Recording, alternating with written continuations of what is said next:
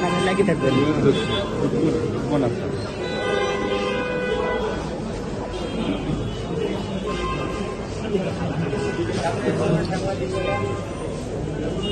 এই ছোট লাঠির খেলায় আর বাস্তব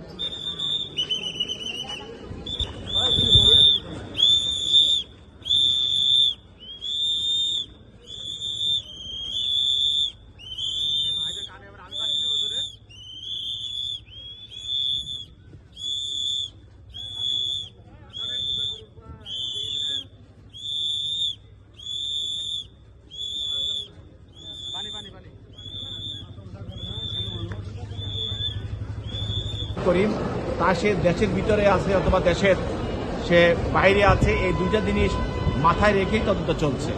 যতক্ষণ পর্যন্ত প্রমাণ পাওয়া যাবে সে কোথায় আছে ততক্ষণ পর্যন্ত তদন্তকারী কর্মকর্তা এই দুইটি বিষয় মাথায় রেখে কাজ করছে।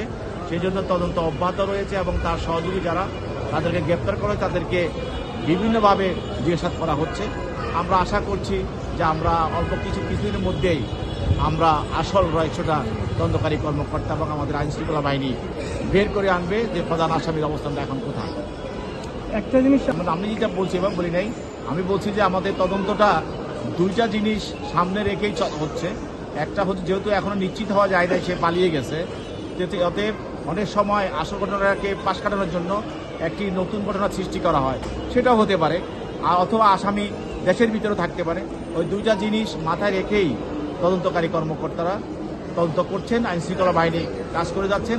যতক্ষণ না পর্যন্ত নিশ্চিত হওয়া যায় যে এই আসামি কোথায় আছে ততক্ষণ পর্যন্ত আমরা ধরে নিব যে আসামি দেশও থাকতে পারে এবং দেশের বাইরেও যেতে পারে। এই দুইটা জিনিস মাথায় রেখেই তদন্তটা চলছে। বিজ্ঞ আদালত উভয় পক্ষের তদন্তকারী কর্মকর্তার বক্তব্য শুনে এবং তার দরখাস্তের গুণাগুণ ভিত্তিতে তার বিরুদ্ধে 5 দিনের রিমান্ড মঞ্জুর করে তাকে তদন্তকারী কর্মকর্তার হেফাজতে প্রদান করে। আমাদের তদন্তকারী কর্মকর্তা এবং আইনশৃঙ্খলা বাহিনী যে তদন্ত করছেন, তদন্তের মধ্যে শুধু হত্যাকারীকে ফাইন্ড আউট করার জন্য বা খুঁজে বের করার জন্য তদন্ত করছেন তা না, পাশাপাশি এটার পিছনে আর কি থাকতে পারে, কারা জড়িত থাকতে পারে এবং তারা এর পিছনে কার কি উদ্দেশ্য ছিল সেটাও কিন্তু মাথায় রেখে তদন্ত করা হচ্ছে। আমরা মনে করছি যে আশা করছি যে তদন্তকারী কর্মকর্তা এবং আইনশৃঙ্খলা বাহিনী অল্প কিছু সময়ের মধ্যে হয়তো এগুলি বের করে নিয়ে আসবেন, জাতির সামনে উপস্থাপন করবে।